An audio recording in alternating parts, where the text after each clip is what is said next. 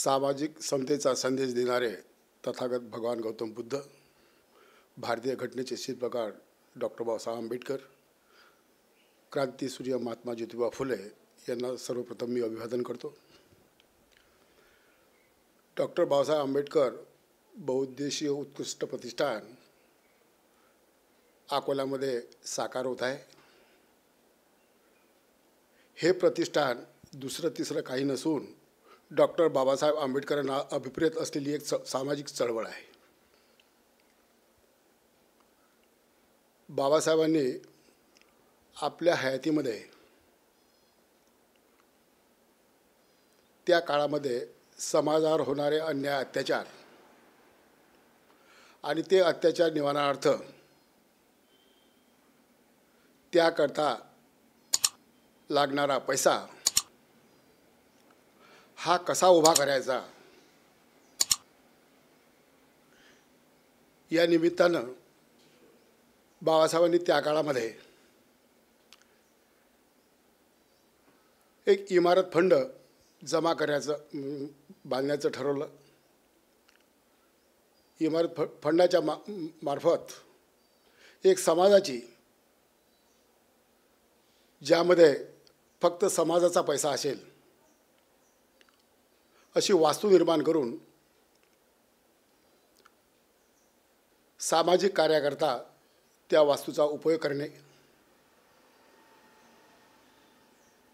त्या इमारतीमधून जी मिळकत होईल त्या मिळकतीमधून समाजावर होणारे अन्याय अत्याचार दूर करणे हा बाबासाहेबांचा मुख्य हेतू होता. आणि तीच बाबासाहेबांची प्रेरणा घेऊन अकोला येथे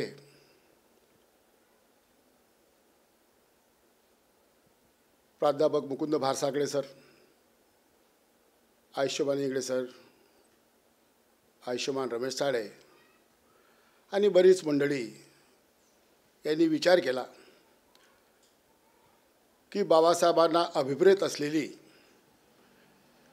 एक मोठी इमारत अकोला ठिकाणी आपण बांधायची आणि यामधून मिळणारं जे उत्पन्न राहील हे उत्पन्न समाजासाठी खर्च करणे.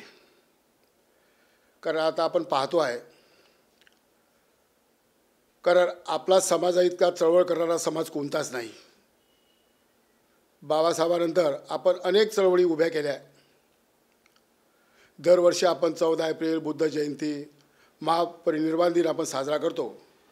पण ह्या कशा की अल्पशा चळवळी आहेत, तात्पुरत्या चळवळी आहेत आणि तेवढ्याच पुरता दिवस साजरा केला म्हणजे आपली चळवळ संपली. परंतु बाबासाहेब आंबेडकर प्रतिष्ठान जी आहे ही दीर्घकालीन चळवळ आहे आणि या चळवळीमधून आज समाजाच्या ज्या समस्या आहेत ह्या समाजाच्या समस्या निवारण करण्याचं काम या वास्तूच्या माध्यमातून होणार आहे. आपण अलीकडच्या काळामध्ये आपण पाहत आहोत की समाजावर होणारे अन्याय अत्याचार, समाजाचा शैक्षणिक दर्जा, समाजाची आर्थिक प्रगती याकडे आपण जर पाहिलं तर आपल्याला असं दिसून येईल की आज रोजी समाजाचं चित्र एकदम बदललेलं आहे. आज आमच्या मुलांना दर्जेदार शिक्षण मिळत नाही. सरकारने खाजगीकरण केल्यामुळे नोकरीच्या संधी जी आहेत ह्या संधी ह्यासुद्धा नसल्यासारख्या आहेत. त्यामुळे समाजाकरता एक शैक्षणिक चांगला दर्जा निर्माण करण्याकरता स्वतःच्या बलबुत्यावर, स्वतःच्या भरोशावर दर्जेदार शिक्षण देण्याकरता शाळा कॉलेजेस काढणे, मुलांना नोकऱ्या नाहीत तर त्याकरता व्यावसायिक ट्रेनिंग, व्यावसायिक कोर्सेस काढणे, पतसंस्था, बँक निर्माण करणे, कृषी व्यवसायामध्ये प्रवेश करून त्या ठिकाणी सुद्धा आपल्या गोरगरीब लोकांना मजुरी उपलब्ध करून देणे आणि जसं शासनाच्या अनेक योजना आहेत की ज्या योजना NGO राबवत आहेत आणि या NGOच्या माध्यमातून हजारो लोकांना या NGO मार्फत नोकऱ्या मिळत आहेत. तर बाबासाहेब प्रतिष्ठान जी आहे, आपलं उत्कर्ष प्रतिष्ठान जे आहे, तर या प्रतिष्ठानचे जवळपास 2000 सदस्य आहेत आणि देशामध्ये सर्वात मोठी सदस्य संख्या असलेली ही एकमेव संस्था आहे. यापूर्वी मोहन धारियाची संस्था होती, तिच्यामध्ये जवळपास 1400 सदस्य होते. आता बरेचसे सदस्य त्याच्यातले मरण पावले आहेत, तर त्याची सदस्य संख्या जवळपास 700-800 वर आली असेल. सांगायचं तात्पर्य असं की हे देशातील सर्वात सदस्य संख्या असलेली ही आपली प्रतिष्ठान आहे आणि या माध्यमातून एवढी मोठी संस्था असल्यानंतर कोणतंही आपण फॉरेन फंड्स म्हटलं NGOच्या मार्फत किंवा हे देशामधील कोणत्याही योजना असू द्या, ह्या योजना आपल्या एवढ्या मोठ्या संस्थेला कोणतंही सरकार नाही म्हणणार नाही. त्यामुळे विविध योजना आपल्याला प्रतिष्ठानमार्फत राबवता येतील आणि या मार्फत हजारो लोकांना आपल्याला रोजगार उपलब्ध करून देता येईल.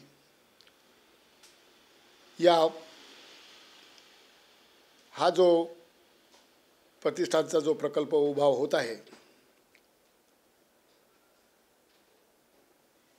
या प्रकल्पाच्या माध्यमातून याचा उद्देश असा आहे की जसं बाबासाहेबांना अभिप्रेत असलेली एक समाजाची मोठी इमारत असावी आणि त्या मार्फत सर्वांगीण विकासाच्या योजना ह्या राबवायच्या. तेव्हा या प्रकल्पाच्या मार्फत आपला फार मोठं भव्य दिव्य असलेलं एक प्रबोधन हॉल हा पूर्ण झालेला आहे. अकोल्यामध्ये एवढा मोठा हॉल कोणताही नाही. साधारणतः बौद्ध समाजाचे 200 ते 250 लग्न दरवर्षी होतात आणि हे लग्न आपण जे भांडवलदार आहेत, या भांडवलदाराच्या मंगल कार्यालयामधून, त्यांच्या लॉनमधून आपण लावत असतो आणि हा समाजाचा जो पैसा आहे, हा समाजाचा पैसा हा आपण दुसऱ्याला भांडवलदाराला देतो. तर या माध्यमातून किमान आपल्या समाजाच्या लोकांनी आपल्या हॉलमध्ये जर लग्न जर लावले तर साधारणतः 1 ते 1.5 कोटी रुपयाचं दरवर्षी आपल्याला उत्पन्न मिळणार आहे. जसं आपण प्रेमलता ओक हॉलमध्ये सुद्धा बरेचसे आपण कार्यक्रम घेतो, समाजाचे 100-150 कार्यक्रम सहज होतात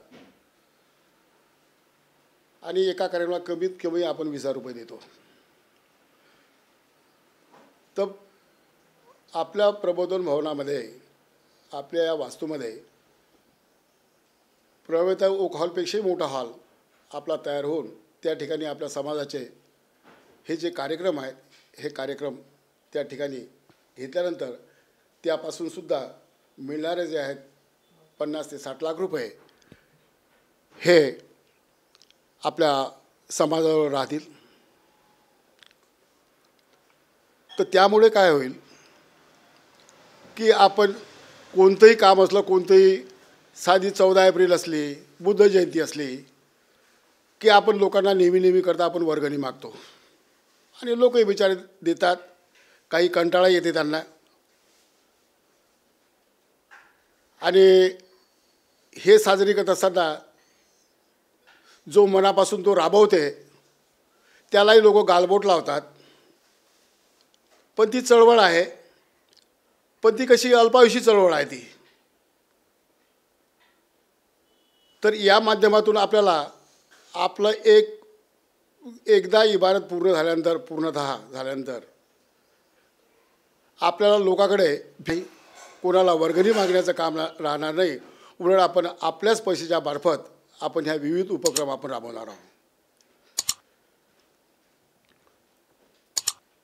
आपण पाहतो की अनेक आता सुशिक्षित बेकार आहेत आणि नोकऱ्या नसल्यामुळे त्यांना बँकेचं शासनाच्या विविध योजना आहेत, परंतु त्यांना कर्जसुद्धा मिळत नाही. आपल्या समाजाची पतसंस्था म्हणा, बँक म्हणा, ही तयार झाल्यानंतर आपल्या मुलांना व्यवसाय करण्याकरता यामधून लोन देऊन हे सर्व लोक एक उद्योगधंदे सुरू करतील. कारण आपण पाहतो की उद्योगधंद्यामध्ये काय अडचणी येतात. कारण आमचे मित्र जगताप साहेब आहेत, त्यांनी सूतगिरणी सुरू केलेली आहे आणि हे 10 कोटीचा प्रोजेक्ट आहे. म्हणजे हा प्रोजेक्ट महाराष्ट्रामधला बौद्ध समाजाचा हा पहिला प्रोजेक्ट असावा. तर हे करत असताना कर्ज उभारणीकरता काय अडचणी येतात, ज्याच्याशी सलोख्याचे संबंध असूनसुद्धा ते तुम्हाला हो म्हणतात आणि तुम्हाला कर्ज देत नाहीत. म्हणून आपल्या समाजाची ही बँक झाल्यानंतर आपल्या लोकांना इझिली कर्ज उपलब्ध होईल आणि जी समाजाची आर्थिक घडी विस्कटलेली आहे नोकऱ्यामुळे, उद्योगधंदे नसल्यामुळे, तर यामुळे या प्रकल्पामुळे या लोकांचं जीवनमान हे उंचावणार आहे. आज आपण पाहतो शिक्षणाचं एक मोठं खाजगीकरण झालेलं आहे. या खाजगीकरणामध्ये ज्या दर्जेदार शाळा आहेत त्या दर्जेदार शाळामध्ये साधारणतः 1 ते 2 लाख रुपये डोनेशन देऊन आणि दर महिन्याला 700-800 रुपये फीज देऊन मुलांना एक श्रीमंत वर्ग शिकवायला लागलेला आहे. ही आपल्या समाजातली 1-2% लोक जर सोडले तर समाजाची तशी शिकवण्याची परिस्थिती नाही. आणि आपण पाहतो की दर्जेदार शिक्षण, नोकऱ्या तर नाहीतच आहे, परंतु जे दर्जेदार शिक्षण घेतील त्यांनाच नोकऱ्या लागतील. मग बाकीच्याचं काय?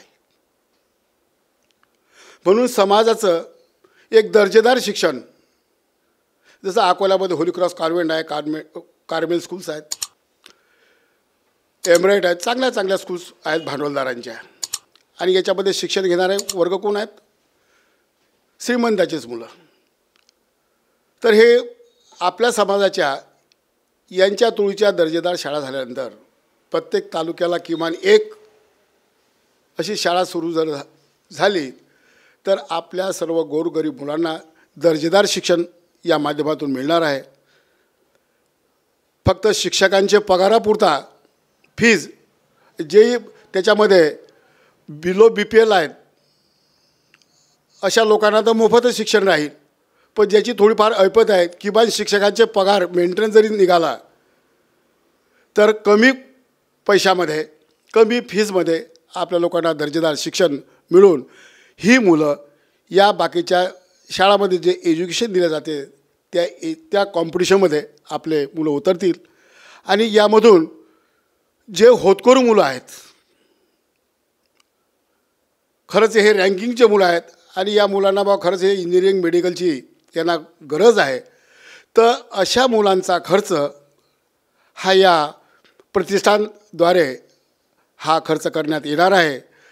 त्यामुळे आपल्या समाजामध्ये आज रोजी ज्याची ऐपत नाही परंतु हुशार मुलं आहेत आणि आर्थिक परिस्थितीमुळे इंजिनिअरिंगकडे, मेडिकलकडे जाऊ शकत नाहीत, अशा मुलांना या मार्फत संधी मिळणार आहेत. तसंच आपण पाहतो की MPSC UPSCचे क्लासेस जे आहेत हे पुणे आणि मुंबईसारख्या ठिकाणी आहेत दर्जेदार क्लासेस. कारण त्या ठिकाणी स्टडी रूम आहेत स्पेशल, त्या ठिकाणी AC रूम्स आहेत, अभ्यासिका, त्याला आपण अभ्यासिका म्हणतो. तर त्या अभ्यासिकामध्ये विद्यार्थ्यांना किमान 3 ते 3.5 हजार रुपये महिना फक्त तिथं जाऊन अभ्यास करण्याकरता द्यावा लागतो. परंतु अकोल्यामध्ये ती सोय नाही आहे. अकोल्यामध्ये सुद्धा अशा लोकांनी अभ्यासिका निर्माण केलेल्या आहेत, परंतु त्यामध्ये ज्या मुलांना दर्जेदार सोयी पाहिजेत आणि त्याचप्रमाणे जी दर्जेदार ट्रेनिंगची जी आवश्यकता आहे ती नसल्यामुळे अकोल्यामधील मुलं हे पुण्यासारख्या ठिकाणी जाऊन हे कोचिंग क्लासेस अटेंड करतात. तर या प्रकल्पामार्फत आपल्या समाजामधील जे लोक रिटायर झालेले आहेत, काही मोठे पदावर काम केलेले लोक आहेत, IAS ऑफिसर्स आहेत, PhD झालेले प्राध्यापक आहेत अनेक विषयांचे, तर अशा अनेक लोकांची, तज्ज्ञ लोकांची लिस्ट करून प्रतिष्ठानच्या मार्फत हे ट्रेनिंग क्लासेस चालवले जातील. या लोकांना आठवड्यातून किमान 2 दिवस राहण्याची इथं व्यवस्था राहील, त्यांना मानधन दिलं जाईल आणि जे जसं बार्टीमध्ये ट्रेनिंग दिलं जाते तशा प्रकारचं दर्जेदार ट्रेनिंग हे प्रतिष्ठानच्या मार्फत UPSC MPSCचं जे मार्गदर्शन आहे या माध्यमातून ही दिला जाईल आणि विद्यार्थ्यांची त्या माध्यमातून एक चांगले सोय होईल. अशा विविध संकल्पना या प्रतिष्ठानच्या मार्फत राबवण्याचा हा मानस आहे. हे प्रतिष्ठान, ही कल्पना जी आहे, ही कल्पना ज्यावेळेस भारसागळे सरांनी मांडली तर एक आश्चर्याची बाब म्हणजे अशी की संस्था रजिस्टर करण्यापूर्वी स्वतःच्या मालकीचा प्लॉट असावा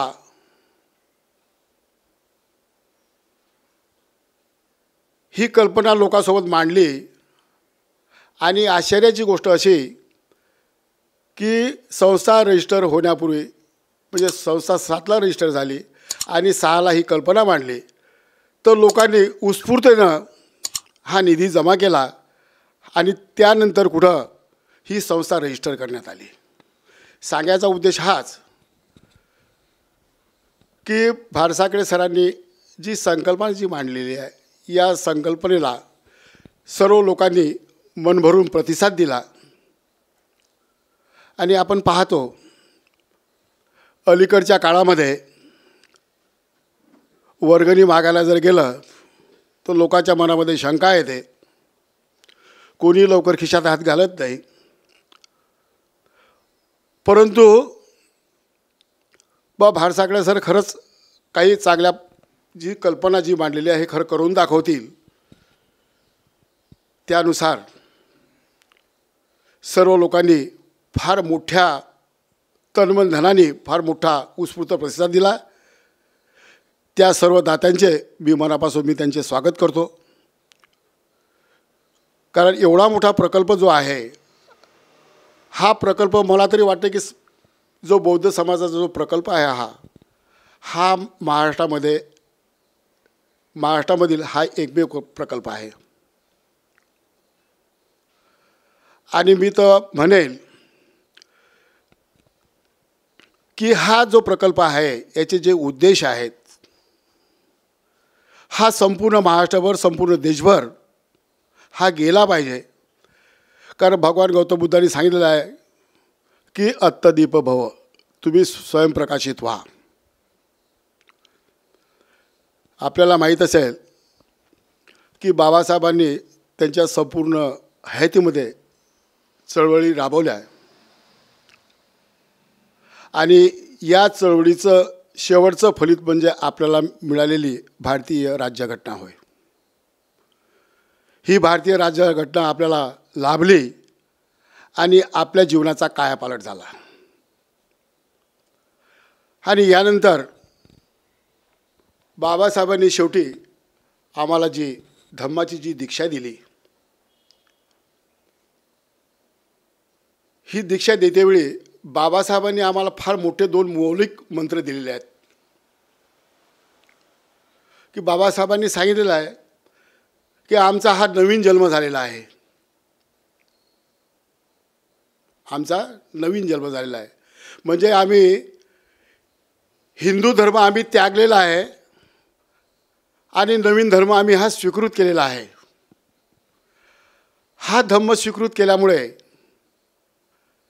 आमचे जे कर्मकांड होते ते कर्मकांड भविष्यामध्ये आमचे बंद होतील आणि बाबासाहेब भगवान गौतम बुद्धाला अभिप्रेत असलेले जे आमचं पंचशील आहे, अष्टशील आहे, या मार्गाचा अवलंब करून आम्ही इतर लोकांपेक्षा कसे श्रेष्ठ नागरिक आहोत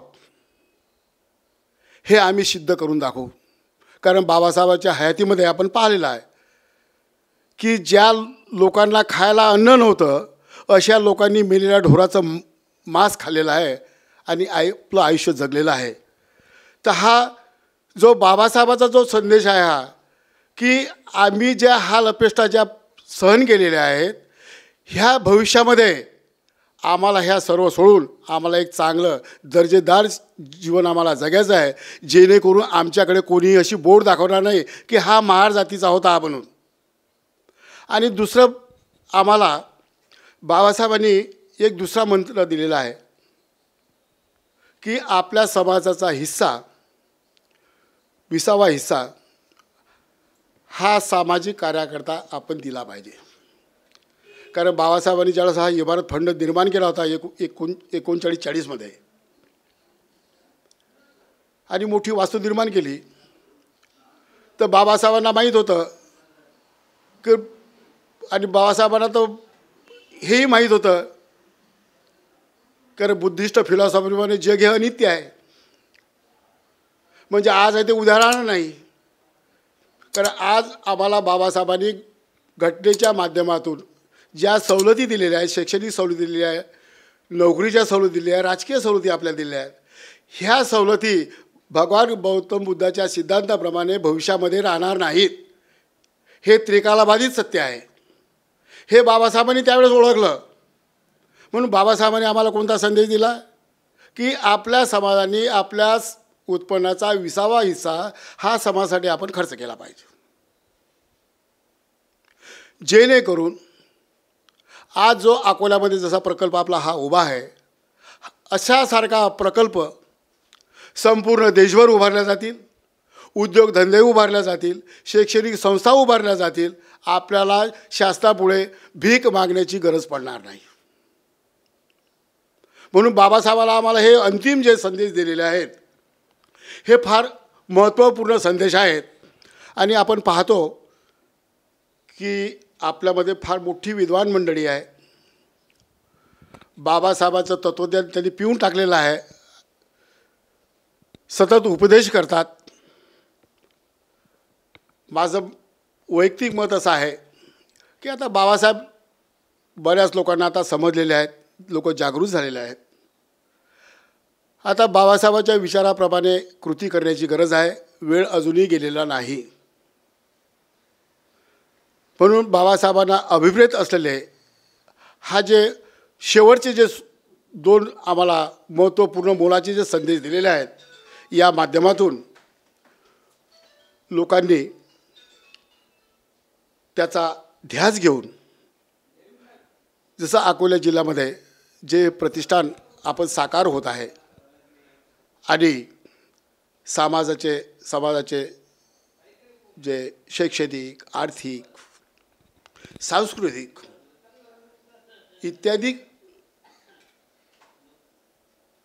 जे महत्त्वपूर्ण उद्देश जे आहेत हे उद्देश सफल करायचे आहेत. आणि शेवटी मी एकच म्हणेन, हा मोठा प्रकल्प राबवत असताना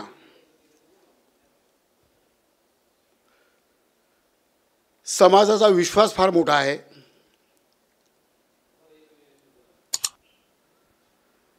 सुरुवातीला 5,000 रुपयाच्या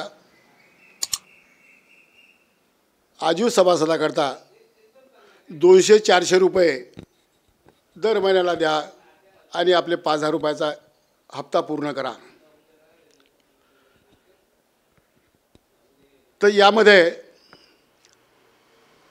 इंगळे सर, भारसागळे सर, ताळे सर या मंडळीला हे प्रत्येकाच्या घरी जात होते आणि त्या 200 रुपयाकरता किती चक्रा पाळत होते हे त्यांना माहीत आहे. कारण त्या 200 रुपयापेक्षा पेट्रोलचा खर्च जास्त होत होता. परंतु ज्यावेळेस प्रकल्पाचं जे काम आहे हे काम सुरू झालं तर त्यावेळेस लोकांनी स्वतःहून आजीव सभासद स्वीकारलं, धम्मदान दिलं आणि यामध्ये फार एक महत्त्वाची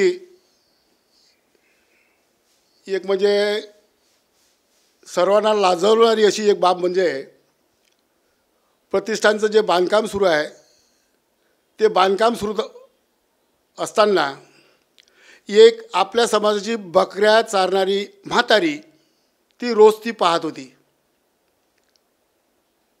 बांधकाम. त्या म्हातारीने चौकशी केली.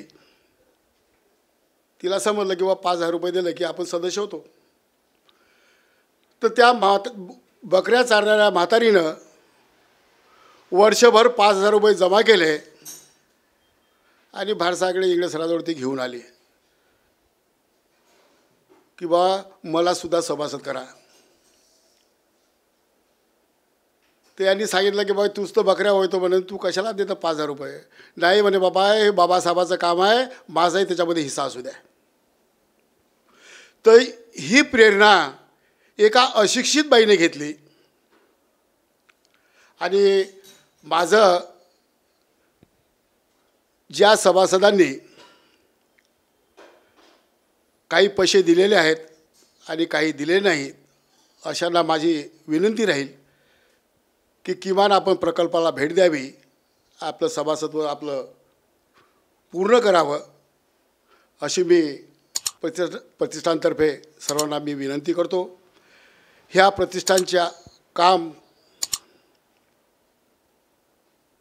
गेल्या 7-8 वर्षापासून फार मोठ्या प्रगतीपथावर आहे आणि याकरता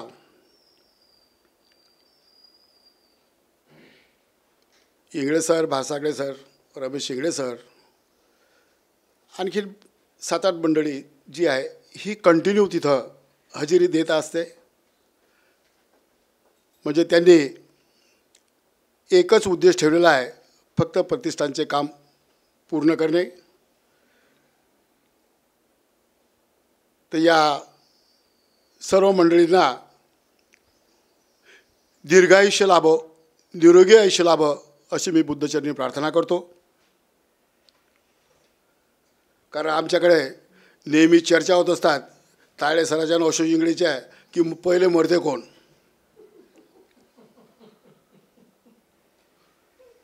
तर तुम्ही दोघंही काही मरत नाही.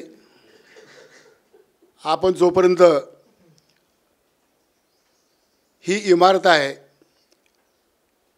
हे पूर्णरित्या पूर्ण झाल्यानंतर आपण जे विविध उपक्रम राबवू, योजना राबवू हे पाहण्याकरता तुम्ही सर्वांनी जिवंत असलं पाहिजे. या प्रकल्पामध्ये राबवणाऱ्या सर्व लोकांना मी दीर्घायुष्य चिंतितो आणि सर्वांना मी परत एकदा आवाहन करतो की बाबासाहेबांनी जसं इमारत फंड जमा करत असताना किंवा ज्या माणसाचा 30 रुपये पगार असेल त्यांना 2 रुपये द्यायचे, 50 रुपये असतील त्यांना 5 रुपये द्यायचे, 50 रुपयाच्या वर असेल त्यांना आपला एक पगार देऊन टाकायचा. म्हणजे हे बाबासाहेबांनी त्या काळात निकष ठरवून दिले होते. परंतु शेवटी 56मध्ये 6 डिसेंबर म्हणजे याला 14 ऑक्टोबर 56ला तर बाबासाहेबांनी तर बिलकुल आपल्याला गाईडलाईनच दिलेली आहे. तर मी या बौद्ध समाजाच्या सर्व जनतेला, अकोला जिल्ह्यातील पूर्ण महाराष्ट्रातील जनतेला आवाहन करतो की त्यांनी एकदा प्रकल्पाला भेट द्यावी. ग्रामीण भागातील जो विवाहित आहे त्या विवाहिताने आपले 6 महिन्यातून 100, वर्षातून 200 एवढे रुपये जरी दिले, कॉन्ट्रिब्युशन आपण जर दिलं तर या जिल्ह्यामध्ये इंजिनिअरिंग कॉलेज, मेडिकल कॉलेज, कोणत्याही संस्था विनाविलंब सुरू होतील हा माझा ठाम विश्वास आहे। तेव्हा मी अकोला जिल्ह्यातील सर्व लोकांना प्रतिष्ठानतर्फे आवाहन करतो की त्यांनी आपला या प्रकल्पामध्ये सहभाग नोंदवावा आणि शेवटी सर्वांचं मंगल हो।